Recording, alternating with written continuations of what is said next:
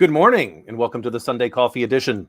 Joining me for Sunday Coffee, my co-host, the future governor of Virginia. Whether he wants to win that nomination or not is really immaterial to me. It's TK Eppley. Today we're going to be talking a little bit about Georgia's new voter ID laws and all the ramifications that have come from that. I'm your host, Dr. Dan Ford, and this is EchelonOrchid. Guess who's back?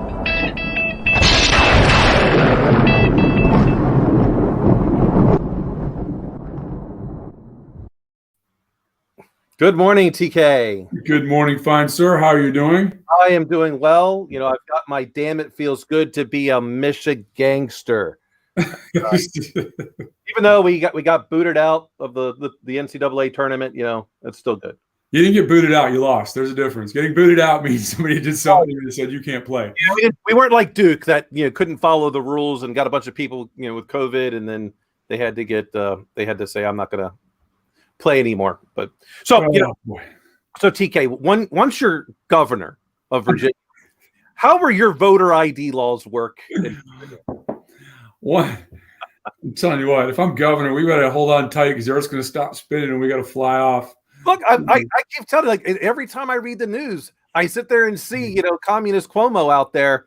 I'm pretty sure you'd be better than him. I mean, this guy seems like he's, you know, forget just like being a womanizer. Like now he's giving treatment to family and VIPs to get COVID testing when everyone else in the state was running around trying to find it. He had it all. So you'd be better than Cuomo, and you'd be better than the guy that's a part of the KKK that's already in Virginia. Well, I hope I'm better than that now, just as a human being, right? Especially when it comes to the governor of Virginia, you know, who in his yearbook, for people that don't know, had a picture with, or he's either in blackface or wearing a Klan hood. And I'd submit that by the mid 80s, we knew the Klan wasn't just a social organization anymore. But he's also the only physician that's a governor, as far as I know, and is a pediatric neurosurgeon and can't explain competently why we have the restrictions we have regarding COVID. And tries to get all folksy with us in the press conferences that actually aren't press conferences. He comes out and talks, and then nobody challenges him. Wait, are you talking about the president or the governor of Virginia? I'm talking about the governor of Virginia.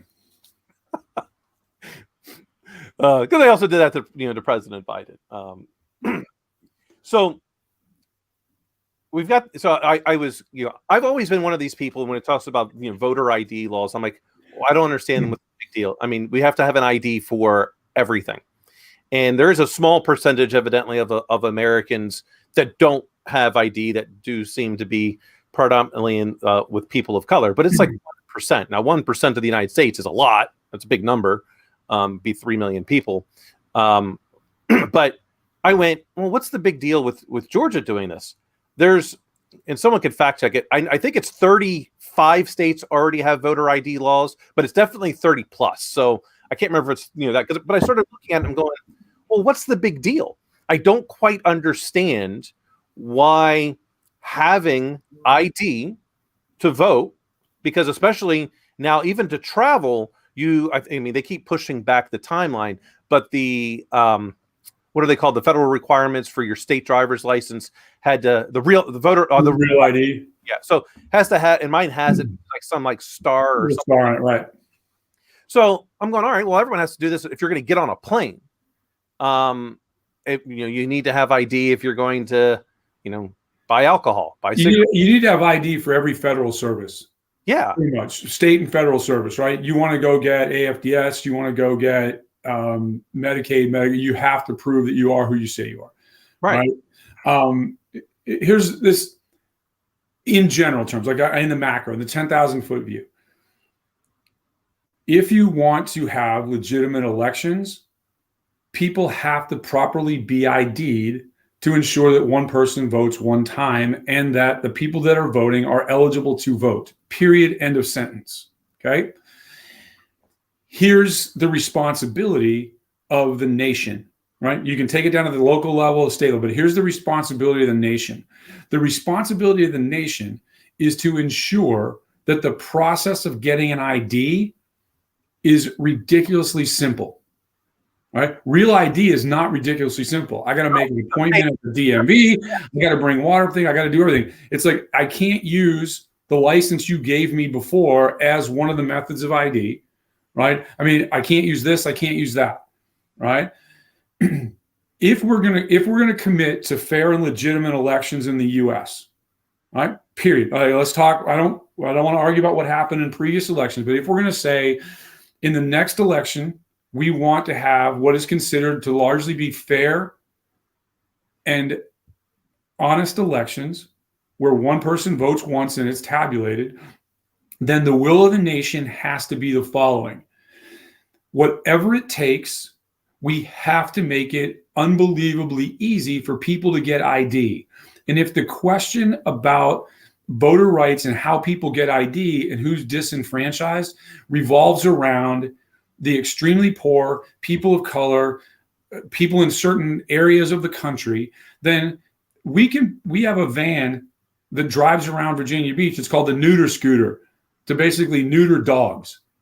All right. If we can figure out the neuter scooter and the RIF truck and everything else, we can put a legitimate, whether it's DMV employees, election officials, whatever it is, put them in vehicles and get them out to register to vote. All right. If one person can't get there, that's one too many that wants to vote. Right. Our problem right now is less that than more apathy. Right. I mean, when we have one election where we have a spike in voter attendance and everything like that. But if a good portion of the electorate, and whether I'm not telling you it's right or wrong, but if a good portion of the electorate views that elections are not legitimate, that's a problem. Right. How do you fix that?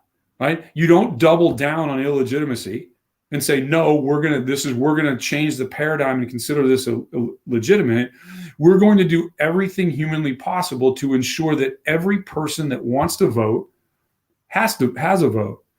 And whether it comes, and then my thing is, especially on federal elections, right? Make it a day off, right? Make it a federal holiday. Like give people the opportunity not to have to work, right? And don't over the, again, it's got to come down to money or something else. I can't believe it comes down to people wanting to deny people the right to vote.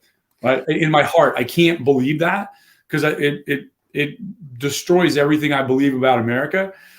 But we don't do everything we can do to facilitate what we want to require. If we say we want to require ID, then it's incumbent upon the government, at whatever level we have to get that done, to get people to get out and go, hey, not everybody's got a driver's license. Why? I understand in principle why we said, hey, let's use the DMV as motor voter bill. And that was a great step forward back in the day. But it's 2021. What's the road to legitimacy on that? Right. And let's do that. Right. Because no matter who you are, and especially in if you're going to, the thing is hey, we don't want to disenfranchise the poor and underrepresented groups. Right. Well, get in those neighborhoods, get in those areas, bring the services to the people. Don't make the people go look for the services. If you're saying we want your vote, we want your opinion, right? We want you to vote. We want your opinion via your vote. Right, because that's really all it is. Like when you go to vote, you're expressing your opinion. My opinion is I think this person's better than that person, so I'm gonna pick them.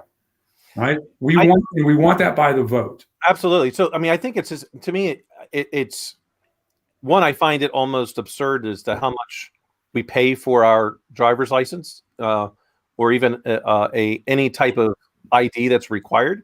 So I just look at it. All right, if you're, I don't know, pick a number. Let's just say below the poverty line. And it's free. Then I remove that $50 fee or whatever it might be for your ID because you're below the poverty line. But your ID, the federal government is saying, or the government, state, federal, whatever, that you need to have ID. Okay. Well, if you're below the poverty line, then the ID in terms of cost should be free. Also, they could do just like you're talking about with that neuter scooter in terms of getting people ID. In Indiana, no one gets issued their ID right when they walk out of the Motor Vehicles Association. They take your picture, they take all your forms, and then it gets centralized. It sends down to Indianapolis, and then you get your ID in the mail. Well, they could do all of that in this mobile thing. Take the picture, get all that stuff done. They've got your address, and poof, your ID will show up in 10 days. They could do that anywhere in the country. I mean, that's not Right. it's not a challenge. I mean, all that stuff gets submitted electronically, so it gets to wherever the state wants to do the processing, and people get their IDs. Right. That's it. I believe that you should have an ID to vote. I mean, that's just my personal opinion, because there is something there. There's always going to be fraud in any election. I don't think as many people out there that are saying, "Oh my gosh, there's rampant fraud in the election." I don't think so. I don't think there's any more than normal. I think what we had was that since we relaxed the regulations for absentee voting, we got more votes. Right. But that makes sense to me, because most people don't want to go anywhere, like especially to in a financial services. Our branch traffic is not great. And who are the people that are showing up in person? Not millennials. No. Really, not Gen X, not Gen Z. So I haven't seen the statistics, but I'd be willing to bet if we had some demographics that the majority of the absentee ballots are from people younger than 40. I can see that. Yeah, I'd go with that. And that's why I think the absentee ballots, why we wind up having so many, because we find it easily available. I tell you what, in this day and age, it would not. If you want to use blockchain for the purposes it was intended, which was to create immutable ledgers, and with the way that we can use digital certificates and digital identity, that in my mind we should be working overtime, right? If you're going to, right now in large measure we depend on electronic voting, right? People walk into the polling place and they vote electronically. Why isn't this done on a mobile device? Right? I mean, you look at one of the things that when we talk, and I'll sidetrack. So when you talk about remote education, which we've had to for the last year and a half now that the pandemic's been going on, one of the key lagging indicators is that in poor homes, I don't know what the exact dollar line is, but in homes where there's less resources, in large measure, the primary source of internet comes from a mobile device. Yep. Mm-hmm. Right. And so if we're going to say who are the most disenfranchised, right? Or you said they're probably the working poor and people are like, hey, I'd love to vote, but if I walk off the job, I don't have a job tomorrow. Right. That how do we do this correctly and do it on digital devices and do it on mobile devices? Like what's the app? Right? What's the indemnity behind that? Right? I mean, if everything that I get for my medical, I can do on an app and it can be HIPAA compliant, then with certificate-based authorities and the way that we can structure things, we can certainly do this. Here's the one thing about the Georgia laws. I haven't scoured it because obviously, for those of you who don't know, Dan never tells me what we're going to talk about, and largely until we're talking about it when he introduces the topic to you, so we all find out together. One of the things that I don't understand, and somebody's going to have to explain this to me because, for those of you who know, I don't think all Republicans are right, and I don't think all Democrats are bad. Right? I think there's plenty of blame to go around. Is what in the statute in Georgia? Who was thinking that you can't give food or water to people standing in line and making that a crime? Right? Somebody, please call in, explain that to me. Somebody from Georgia. I want to know. I don't understand that. This concept of giving hungry people food or water while they're standing around.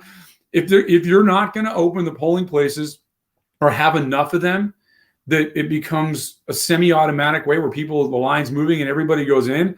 Not only should you have the ability, if somebody wants to pass out water, right, let them pass out water, but you might want to have some porta toilets there. right? This is what's interesting about that. You know what I mean? That's Tika. It's like it's health and welfare. So if my flight is delayed by an hour or so, I think that's the cutoff, an hour. Someone could fact check that, but and I've been on a lot of flights where my flight's been delayed by an hour. Do you know what the airline does? They come out and start giving people bottles of water. Right. Yeah. Right. And I'm paying for a service, but that, I look at this should be, equal access again. And I'm always going to be big on equal access. Hey, people are standing in line. Let all political parties be like, look, yeah, I don't care. You need a bottle of water. If I'm looking to vote Republican, I might not take the Democrat bottle of water. I'll wait for the Republican guy to come around. But what's the problem with giving water and food? Here's the thing. Again, this is these are things that make my head explode. Do you actually think that if I'm standing in line and I'm going to vote, I'm going to pull the blue lever and I'm going to vote Democrat? If somebody hands me a Republican bottle of water, well, damn, these guys are passing out water. I got to vote the other way. Actually, I'm going to go. I don't believe. Right? I don't like it. Just doesn't. Republican bottle of water. What's that? I don't think a Democrat standing in line in Georgia would take a bottle of water if it had the red Republican logo on it and drink. But that's part of the problem, right? It's like, look, there's great people in humanity and there's bad people in humanity, and they wear all the same clothes all the time, right?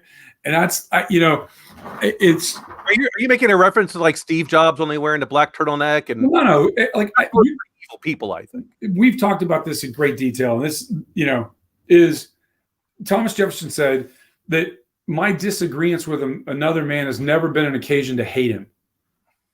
We don't like now. If somebody comes out and they say, "Oh, I'm a Democrat," well, you're evil if you vote Republican, or if you're a Republican, you're a moron if you vote Democrat. Well, no, people have long-held feelings about why they do what they do, right? And I can disagree with who you vote for, but I'd rather you get out and vote.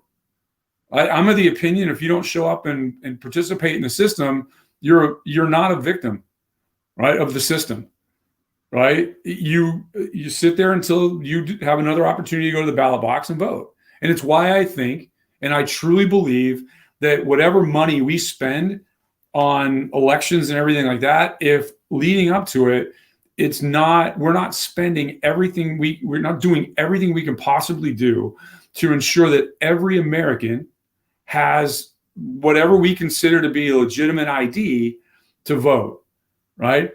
Requiring somebody to prove that they're an American to vote is not un-American. Why is my ID not electronic at this point? My insurance cards are. No, everything. It's like you go like, I don't need to have anything paper anymore. How many times do you have a paper ticket at the airlines anymore? I'll tell you when. Only when I go to the counter because I'm going to check my bag. They always print out my ticket and hand it to me, my boarding pass. Right. That's the only time. And I'm like, I've got it on my phone. You know what I do with that? I fold it up because it typically has my bag, and I put it in my pocket, and I show my phone. Now, today, funny enough, you don't even, like, recently, at least where I've been doing, your phone doesn't even get scanned. You just hand your ID. I was just getting ready to say that because now they're like, oh yeah, Mr. TSA, can I see your face thing? And I mean, I fly almost every week, right? And it's not, it's not a conundrum, right, to do that. It's, and I think going back to this aspect of, my good friend Amanda, even though she's moving more and more towards the conservative side because she's starting to make money, she still considers herself a Democrat, which is perfectly fine. We have different views, but in all of our conversations, there's something that she knows that I don't know, and vice versa, right? It's like, oh well, I mean, it may not change my overall stance, but for me, I leave myself room to be wrong and to change. As an example, because we're good friends, I had an opinion of, well, it should be when it comes to abortion, freedom of choice.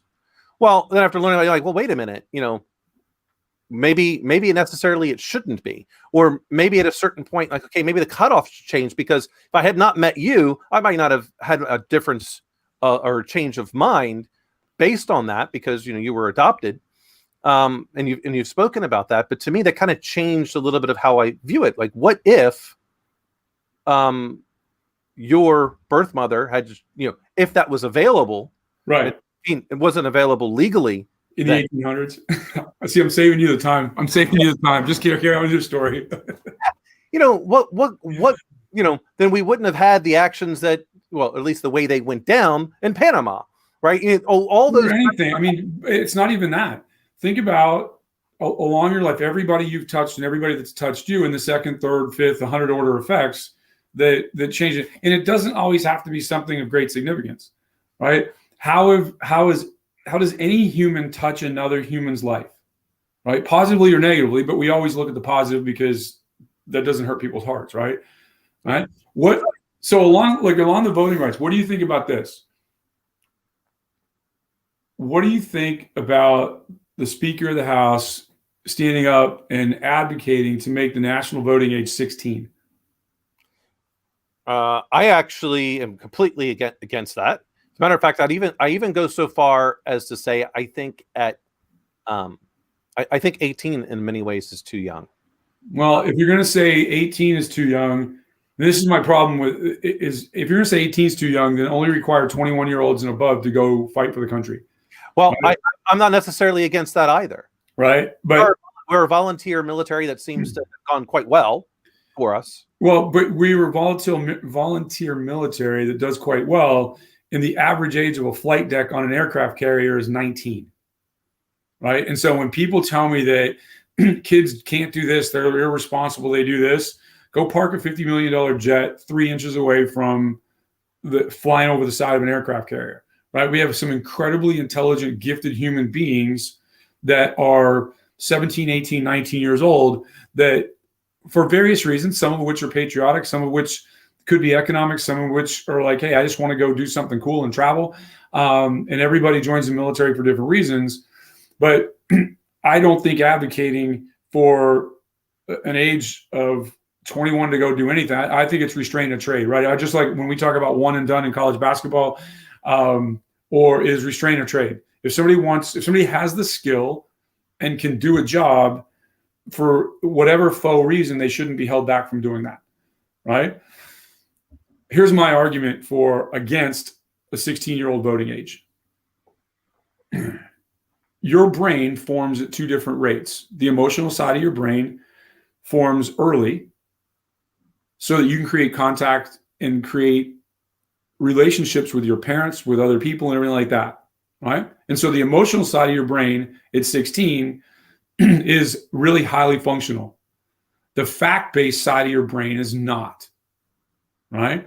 And we want people to stay in their feelings to vote. We don't want people to look up facts, right? And that's in large measure, right? And both sides are the same way. I want to get people worked up to a frenzy to where when they walk into the voting booth, they're using their emotions, because emotions are easy to tug at, right? And when you get we get 30s, 40s, 50s, now you start looking at your choices in life, and not just voting, but you start looking at your choices in life more holistically, and you weigh things, risk reward and things like that. Whereas when you're in your late teens, early 20s, you can make some really rash emotional decisions, right? And that to me drives the stake. I want people to think, right? And I don't think at 16 you're rational enough to make that adult decision. And we're not, as a nation, going to ask a 16-year-old to do anything but learn how to drive, right? That's, and even then we don't care whether you learn or not, but that's the most adult thing you have to do is responsibly get behind the wheel of a car and try not to, and try to keep in the middle between the lines, so to speak, right? At 18, we're saying, hey, we really appreciate it that in times of distress that you would go defend the nation against all enemies, foreign and domestic, right? And that creates a big difference. And I'm not saying that joining the military makes you more mature, right? But when you commit, but the outcome is likely to be that because of the framework of how all of the armed forces train you in the very beginning. Like I think really what it comes down to is, especially in today's world, I'm not talking about the 1950s and 60s, but even in the 80s when I joined, but to a certain extent, right? You've heard me say this before. I don't raise my kids the way I was raised because we don't live in the world I grew up in, right? And so there's a different way you have to talk about greatness and discipline and everything. We were rule followers, and frankly, it was before the internet. Right. And so whether it was your parents, college professors, or whatever, adults stood up in front of you and they provided you information, and gathering information was work. You had to go to a library to get an encyclopedia, right? It was a manual process, right? And you and I have both been standing in front of audiences, and when you're public speaking that you're in a 2 to 3 minute race to say something interesting enough to keep them off their phones. Yeah. Right. And I've been introduced, and the last thing is like, oh, by the way, he's a Navy SEAL, former Navy SEAL. Their people are picking up their phones. They're not picking up their phones for any other reason than to type my name in to see if I'm actually full of crap or not. Right? That's the ease with which we can get information. How we choose to use that are two different things, right? So I think that, or I know that because there's a level of discipline, even in schools and everything, that's not required today that was required 20, 30 years ago, right? And a lot of kids, the first time they're getting any type of strict yes and no, do and don't, is when they join the military, right? And that's a fact, right? I mean, when even at college campuses, right? It's a wide open. It's largely, full throttle, wide open. I'm going to do what I want. I want my feelings to guide what I do. Military is going to say, no, we've got some metrics. You've got to do this, right? And it comes back to the Alvin McCraven thing: make your bed, right? And I'm the same way. Like and for those of you out there that disagree with this, I don't care. If I'm in a parking lot and I watch somebody just leave their cart in the middle of the parking lot, I would not hire that person to do anything for me ever. You can't be trusted. You're not an adult, right? Because you're selfish. What's funny is that there's a YouTube show that actually like records people doing that, and they give them a hard time, and they go bust their ass. Oh yeah, they've got them on video. They just sit there. I can't remember what it's called because all of a sudden it'll pop up on one of the suggested videos, and like, oh, I gotta see this one.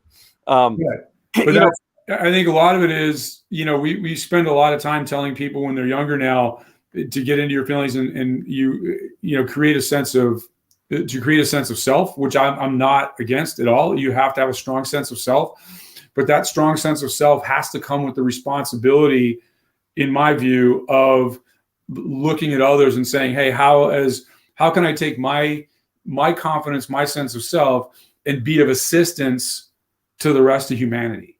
Yeah.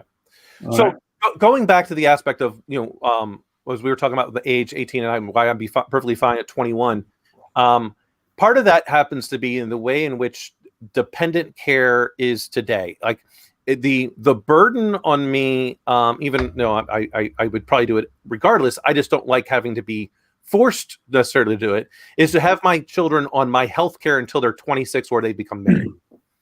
Right. So if they're going to be a dependent of someone still on their basic means, then they don't necessarily, to me, have the same rights as everyone else. But I also believe very much more closer to like a Starship Troopers thing, until you've given some type of service, whether it be to the military or maybe if you're anti-war, you've done something else.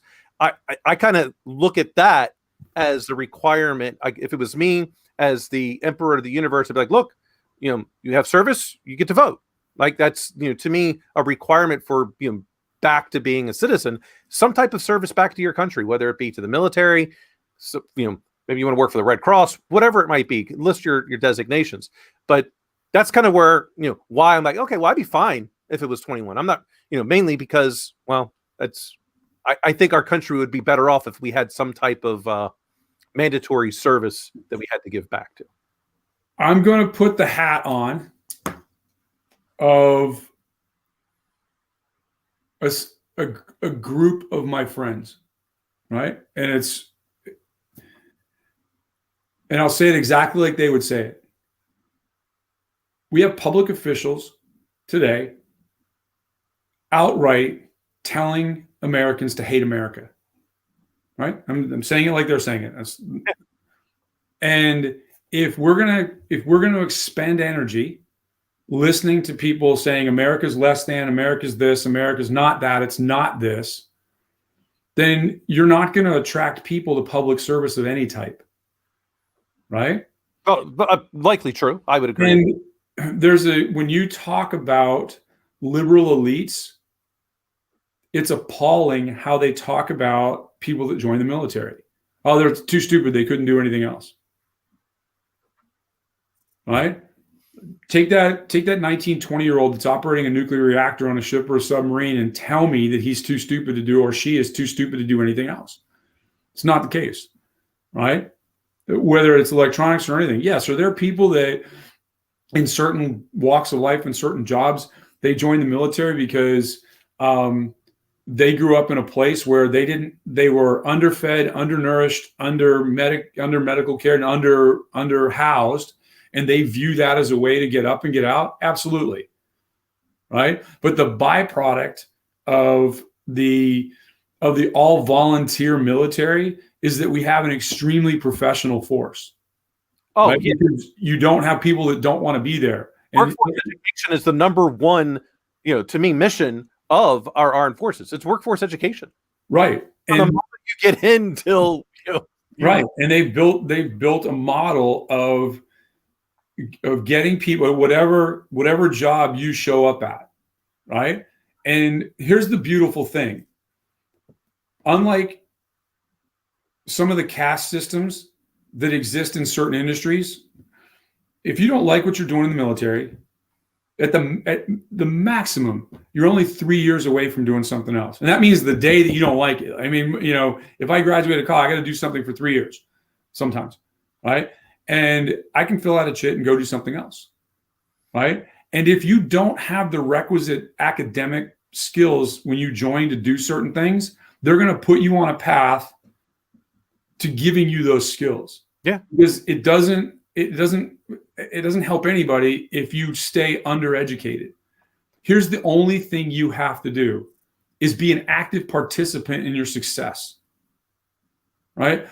You can't sit around. You can't say, woe is me, and everything like that, right? I have no empathy for people in the military that don't grow and don't do things better, right? For the simple fact that everybody in leadership wants everybody from the day they show up till the day they think to become more educated. They put the resources in there, whether it's getting a college education, getting more workforce education, all of those things. And the requirements for what's next are always out in front of you, and you know what they are. You don't have to guess, right? I mean, I've had people that have applied for programs 2 and 3 times. You know why? Because they really wanted to do that. Right? We have SEALs that are astronauts. We have SEALs that became doctors. Wait, there's more than one SEAL that became an astronaut, or just one? No, there's Captain Shepard, Chris Cassidy, there's Johnny Kim. For a while, like during the meat of like shortly after 9/11, like 5, 6, and 7, they stopped, the Navy in particular stopped allowing aviators and SEALs to go to the astronaut pipeline because they were undermanned to begin with. I don't know how obviously that's changed, but I mean, you look at a guy like Johnny Kim, E5, E6 Silver Star recipient, fought in Iraq, was very, conspicuous gallantry, as they say, said, hey, I want to go be a doctor. So he went to Harvard Medical. He was a resident, woke up one day and said, I want to go be an astronaut, right? It's that consistent craving for knowledge and being a lifelong learner. Right? There's nothing that tells anybody in the military they can't do anything. What they will tell you is, hey, currently you're not qualified. Go do the following 5 things or whatever it takes, and then you can go there. And then you have to decide whether or not you want to put the work in. Yeah. Right. And I think that's more to the point of service is, yes, you're serving the nation. But you know what? At that point, my feeling is you're being served as well. Because if you don't like it, you're free to go when your enlistment's up, or when you can resign your commission if you're an officer, right? And plenty of, I know a lot of young officers went to service academies. At 5 years, they get out. Off the top of my head, I'm looking at, but we'll use our friend Bryson. He's did 5 years, multi-time CEO, killing it, right? The CEO, John Iodonis, you met him when we were at Silent Circle together. He's multi-time CEO, he's killing it. Tim Newberry, multi-time CEO, killing it, right? And the list goes on, right? And I'm limiting it to tech because that's the world that's the universe that we huddle around in. But people are making this adult decisions, but they're doing it from the prism of, what do I have to do to achieve the next goal? Right. And that's what drives military. And so I like when somebody tells me, oh, I couldn't do this, I couldn't do that in the military. I'm like, I'm going to, and there's isolated cases of everything, but in general, I'm going to say, okay, you weren't paying attention when you asked to be great. You wanted somebody to knight you greatness. You didn't want to go earn greatness.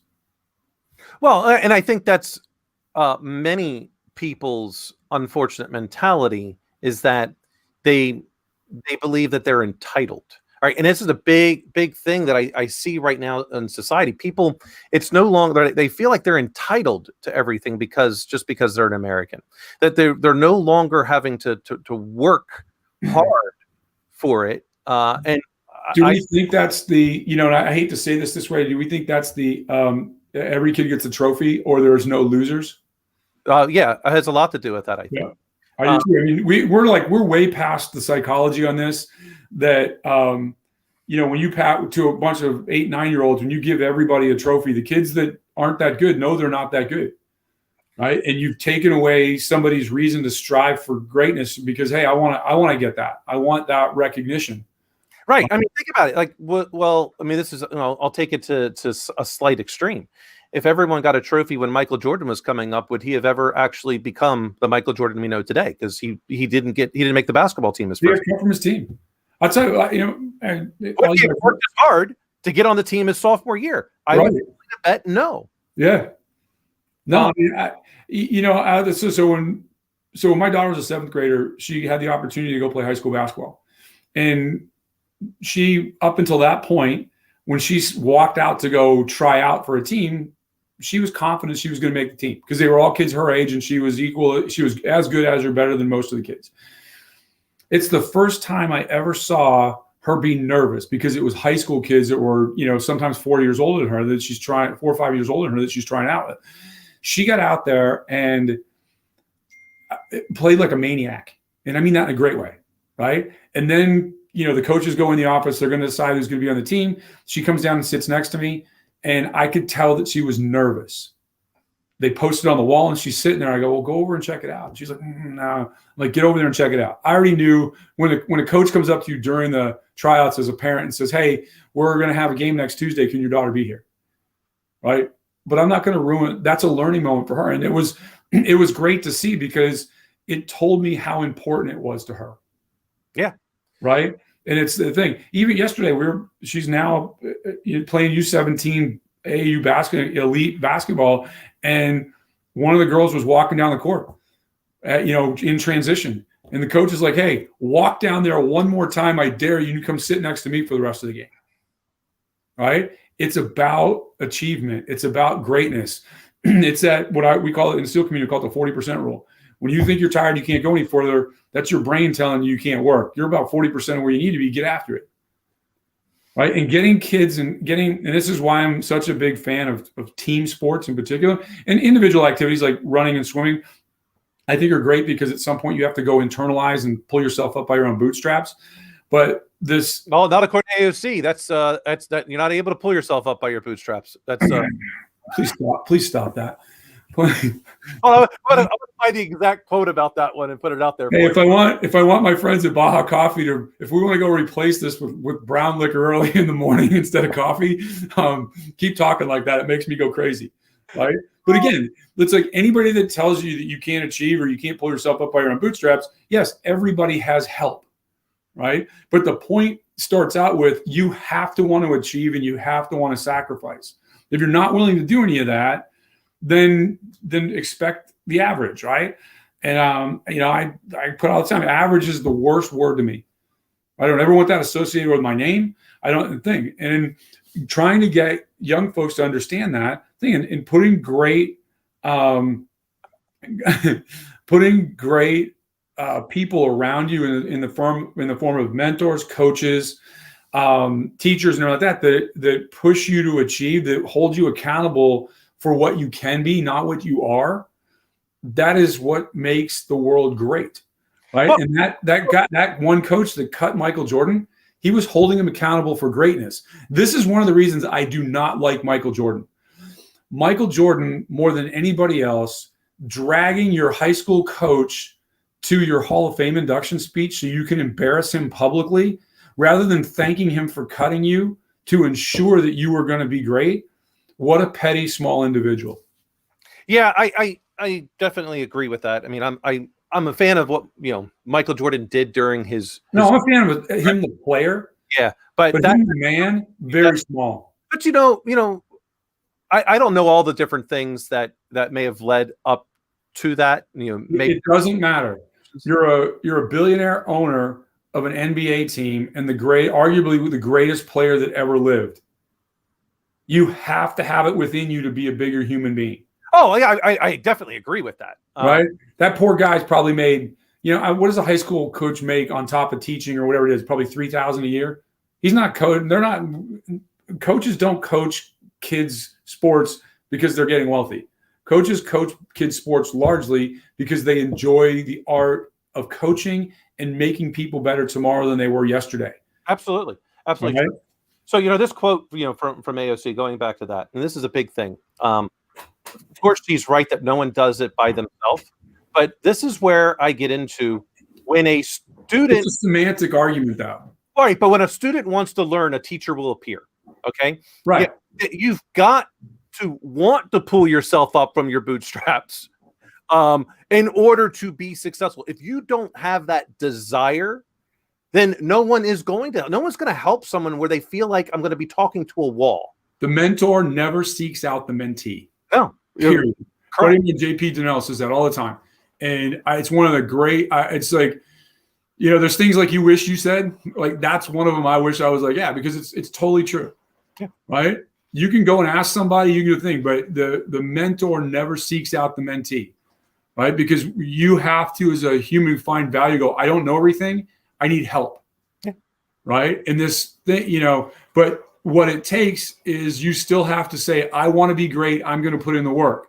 And you know what? Today, I don't know what that work is. I need help doing that. So I'm going to go ask somebody that's either walked my path, that's ahead of me in the path, or that I just believe is generally smarter than me in the ways of the world, that I'm going to get that leg up because I'm not arrogant enough or I'm not stubborn enough, right? And they're two different things, but they manifest themselves in the same way a lot of times, that I'm not either of those, to the point where I can't listen, right?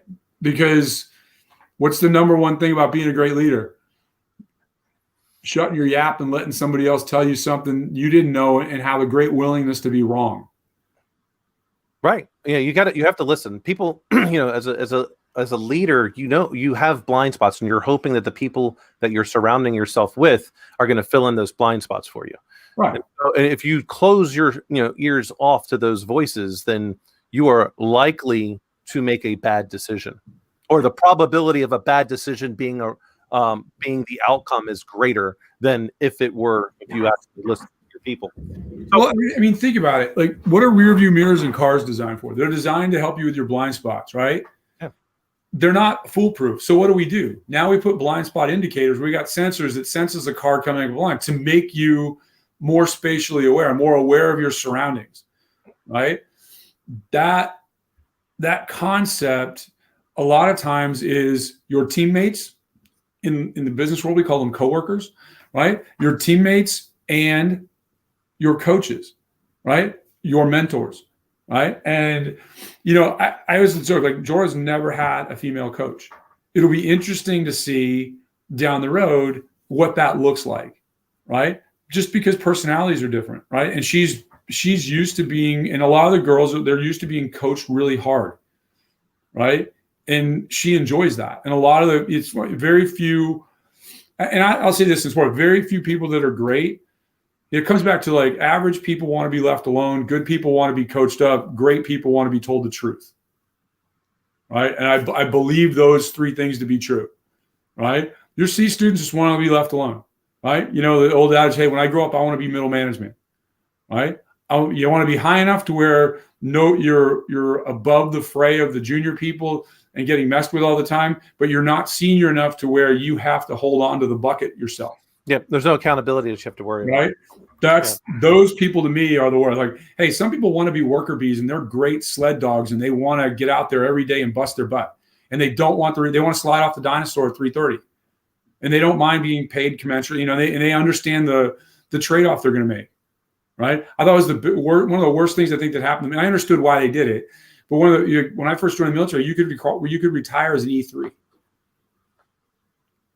But on ships, you had these old deck plate bosun guys that are paint chippers and stuff like that. Nobody knew that world better than they did because they just enjoyed it. They didn't want the responsibility. They didn't want any of that.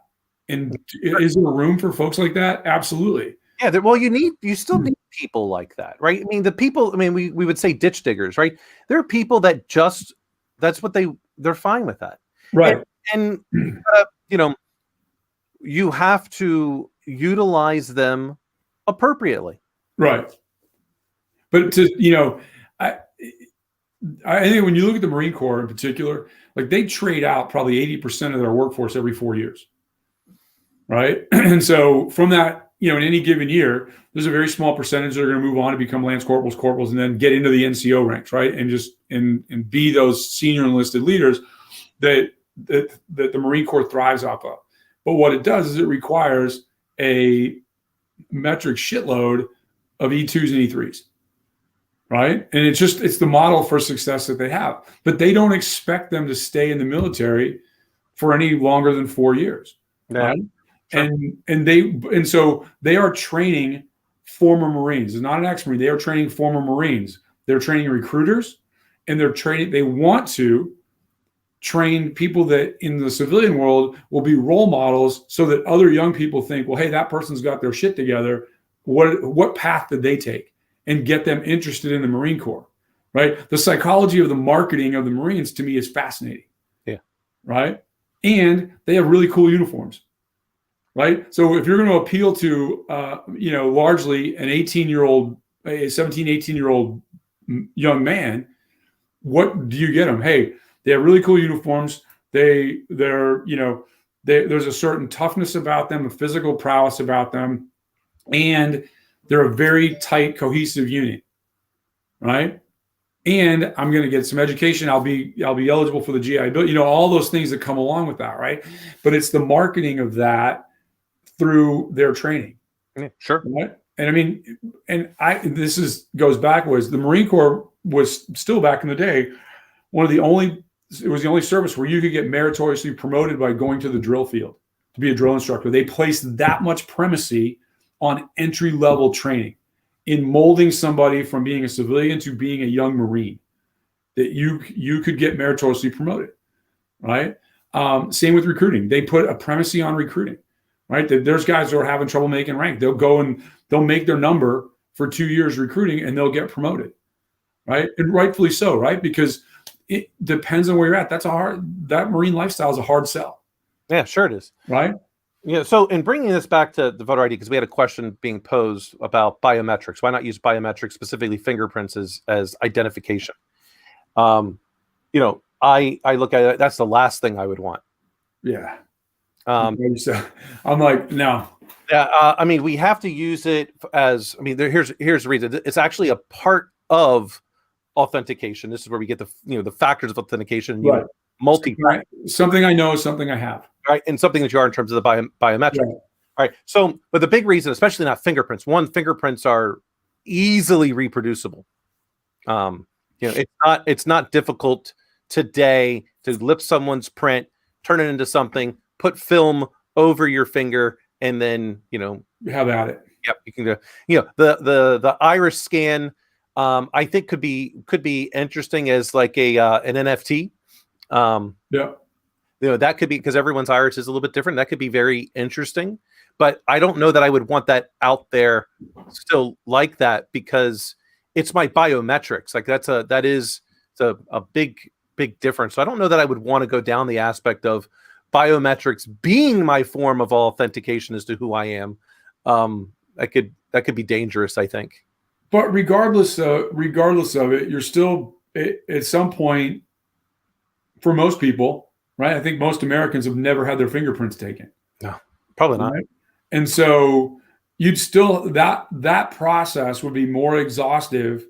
Hey, Hoover would finally have had his dream come true. He would literally have something for every American at that point. Yikes. But I mean, just from a functional, from a mechanical standpoint of getting to the point where I believe if we're going to say we want to require everybody to have an ID, which I think is where we need to go, it's the responsibility of the government at whatever level that process takes place to ensure that every American has an ID.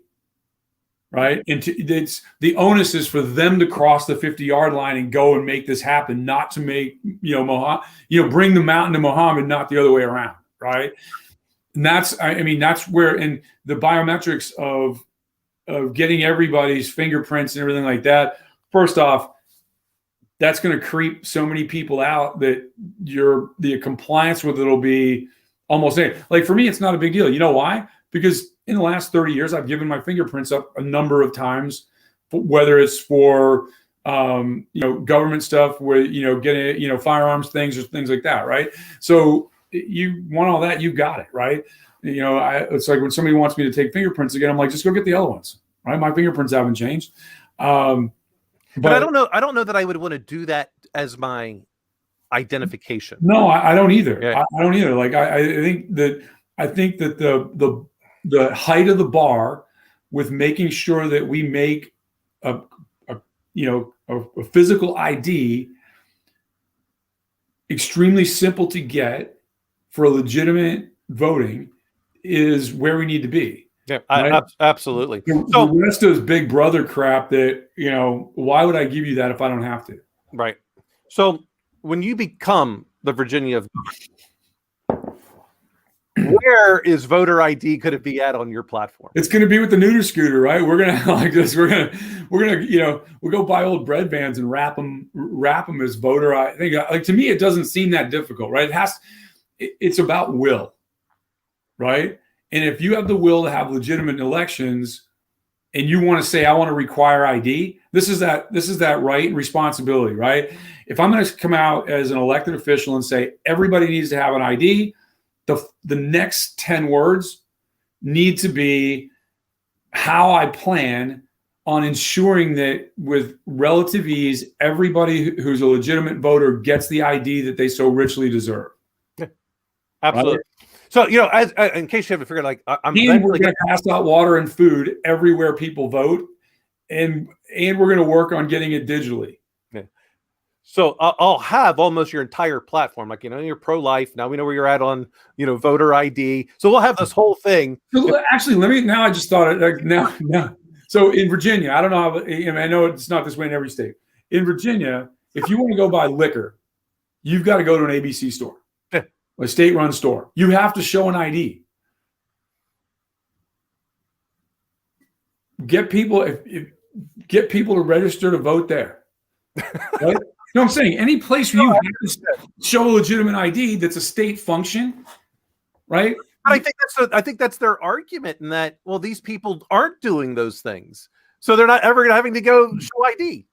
Well, again, now but my thing is, we're having people that aren't even voting, right? I mean, what's the 40-45% participation? Maybe on a great year, we got 55-60% participation. Yeah, we had, what was it, 120 million people vote, and there's 350 million Americans. Right, but I mean, you got to cut out for some kids. I mean, like I said, this past election, probably more people voted, a higher percentage voted probably in the last 20, 30 years, right?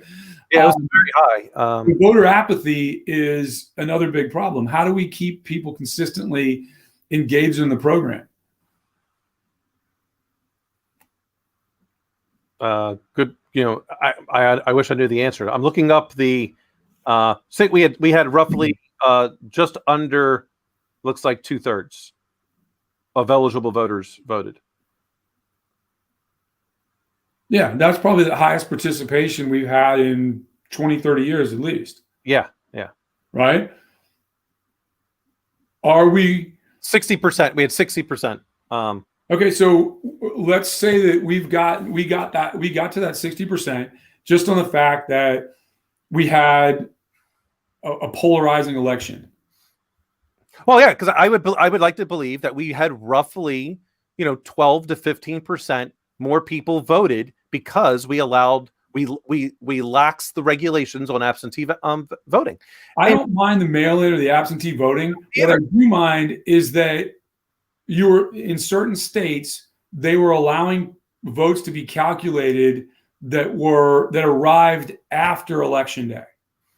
If you want to say, hey, we're going to open up the polls and extend the time people can vote, if election day is on the 1st of the month, which it never is, but let's say it's on the 1st of the month, we're going to go back to the 15th of the previous month, and then polling places can open, and we're open for business for mail-in ballots. Anything that shows up with a postmark of the day of the 1st or before it gets tabulated. Anything that shows up afterwards doesn't. Right? You can't go rummaging for votes. In other words, and I don't care what party you're at. That's the thing. It's like we're going to make it so easy for people to get IDs that and if I were running a state, because the elections are largely a state-run process.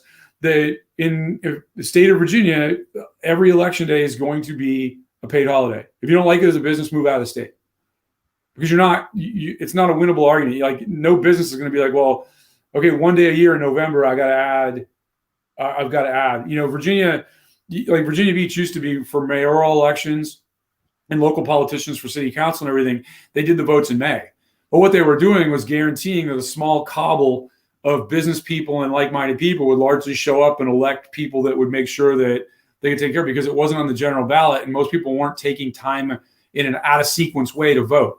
Right. We finally made it in November, and shockingly, we have different representation across the city, right?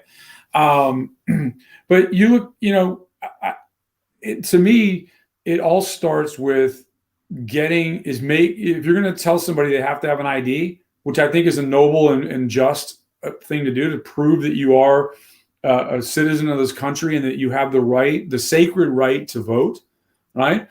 That you do what it takes to help them live up to the actions that you want.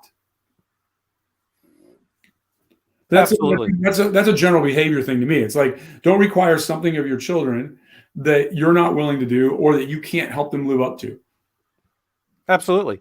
Yeah, and this is why I'm so I'll slightly gear from there. Now we've got one. I don't think everyone that's been commenting on the Georgia ID laws have really read all of it, but what was interesting to me is the first thing that came out is Delta CEO came out against it, and so what does the legislature do in Georgia? They vote to remove all of the tax exemptions that Delta was previously given, and now Delta, by Delta commenting on that, just lost I don't know how many millions of dollars in tax credits. I think what's going to happen is, in the same way that when with the whole thing with with Major League Baseball, where they're going to move the All-Star game out of Georgia, with specifically when it comes to a business like Delta, for the longest time, I never realized Delta's corporate headquarters was in Georgia. Oh yeah. Years ago, I thought it was in Texas. Right? American Airlines, I think. Well, I thought they were both in Dallas, right? And I think what's going to happen is if you start, he said he disagreed with it, right? He didn't say, I'm going to fight to the Dickens to change it or whatever. He just said, I disagree with it. And this concept of canceling people that you disagree with, at some point, you're going to separate the haves and the have-nots even further. And the haves and the have-nots are not going to be, it's going to be haves and have-nots of thought. right? Absolutely, because what's going to happen? Like if I'm now the Delta CEO, because I believe that what the state of Georgia did in this way is just as wrong as any of the other side, in terms of the liberals or just the far left trying to do cancel. If I'm the Delta CEO, I'm like, no problem. I will pull completely out of Atlanta as my headquarters, and I'm going to Texas. Right. Or, okay, fine. I'll go to California. Not that I would ever advocate on going to California, but I can go to a different state. And so you may have cut my tax credits, but I can now say, because of your thing, guess what? X amount of people in Georgia just got laid off because I'm saying we're moving here. And I'm not paying for anyone's move. If you want a job, show up in Texas or wherever on Monday, or you don't have a job. I mean, legitimately, from a logistics standpoint, it would be very hard for Delta to ever pull out of the Atlanta airport. But can you imagine if they said, "Screw it, we're done paying gate fees to the Atlanta airport"? Well, I don't know that they would do that, but they could move. No, but I'm saying that's the moral equivalent to what they just did. And I said logistically, it's impossible because that's a hub and it feeds a national system. But can you see if the CEO got petulant and said, "Hey, I'll just pull all my flights and we're going to create a new base somewhere else." Yeah, right? and the first step for me would be I would just move my corporate headquarters, and everyone that's corporate, which employs a lot of people. Yeah. Oh no, I don't just like I said, but I would do. Okay, you want to be petty? Well, But again, this is about I've got to have things on television. I got to have dinner. Like, don't go and talk to that guy. Right? Don't say, "Hey, okay, what are your concerns?" Right? Again, it's everything else. It's like I said, I think that everybody should have an ID? Yes. But okay, hey, Georgia legislature, what is up with the not giving food and water to people? And thing, if they got to stand in a long ass line, you need to open more polling places. Right? This is about making it easier to vote, not constraining and pipelining what goes on. Yeah. Well, no problem. What I would have put in the law is that then the election workers are going to supply food and water once the wait times have exceeded 25 minutes. Yeah. Right? I mean, it's easy. Okay, no problem. Our wait time is 25 minutes. Bring out the bottles of water and, Exactly. But you know what I'm saying is like everybody wants to throw the baby out with the bathwater in totality. It's like, get into the middle of the room, people on both sides of the argument, negotiate. Right. And here's what's not coming off the table. We are not going to give up on everybody having an ID. Everything surrounding that is up for discussion so that from both sides, we can ensure that the broadest group of people that are eligible to and want to exercise their franchise to vote have the opportunity on the day, make it as efficient as possible, and let's move on. Right? I mean, to me, it's not like this isn't hard. It's complicated. Right? And it's complicated not from a functional standpoint. It's complicated from a political people standpoint. Right? The people that are against voter ID are so entrenched that even if you come up with a sensible way to do it, they're like, whatever, the app can't hear you, blah, blah, blah. And the other side is like, no, but I can't, like, I go back to it because it just baffles me. I'd love to have somebody from the Georgia Election Commission come on a host and let's go find somebody and say, how did we come up with no food and no water? Right. And it's like denying people basic things like, being hydrated and having something to eat. It's your fault if the lines are that long because you don't have enough polling places or you don't have enough election workers at each polling place to keep this moving in a fashion that's consistent with good behavior.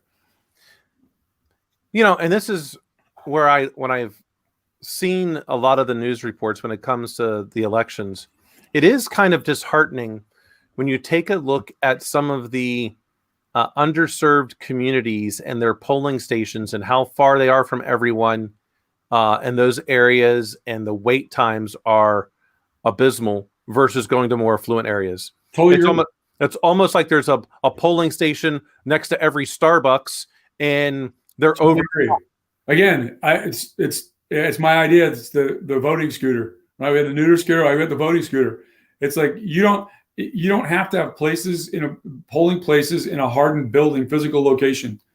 Walk up and vote, like a food truck. Like walk up like your thing. It's like the Riff truck when we were kids. Ready, like walk in the front, vote, walk out the back. Yeah, absolutely. I mean, and I see zero issues with that from my perspective, because I just go, look, if you want to vote. Like, you should be able and eligible to vote. When you're talking about like the absentee ballots, like in Indiana, and if I remember correctly, my vote had to be there 1 week before the actual election, or you would have to show up in person. Right. It wasn't an either or. It wasn't if this doesn't happen, then you can't vote. It was an either or. Right. And with that, you had to prove you were who you say you were. Right. And I'm like, well, this works for me. I was perfectly fine with it. The same thing also if I was going to vote early. You had to kind of say, hey, I'm going to be there to vote early. I think, no, actually, I didn't have to do that. You could just show up to vote early. I'll tell you, one of the nice things, before my father passed away, it was hard for him to get around because he had emphysema. And at Virginia Beach, he could pull up in front of the polling place at the town where the city hall is, and the election workers would bring out the voting machine and hold it up to the car so he could vote. Right? I mean, there are plenty of districts across the U.S. that are doing everything they can do to make sure that there's legitimacy and that everybody that wants to vote has the access and right to vote. And I think as a bipartisan effort, the fight should be like you said, what areas does it not seem to be legitimate, right? Because if, again, you're talking, hey, why do I have excessive wait times, right? It's not because we're requiring IDs or we want to require IDs. It's because we don't have the infrastructure set up to do it correctly, right? And I think if you look at like a more existential thing, you look at all these countries that in the last 10 or 20 years have had the access or been given access to their citizens to vote for the first time. India was a great example. They got almost full penetration of voters. But what they did 8 years leading up to this free election is they built kiosks all over the country to get people the right ID, to make sure, because they didn't even know how many citizens they had because of some of the remote areas. Right? When here in Indiana, which was quite interesting, this for the first time, because most of the time you're like, okay, I'm registered to vote. I can only go to this polling station. Well, in Indiana, this past time, it was you show up anywhere to vote because they knew you were in this district and just calculated it accordingly. It didn't matter where you went. Right. Why can't everyone do that?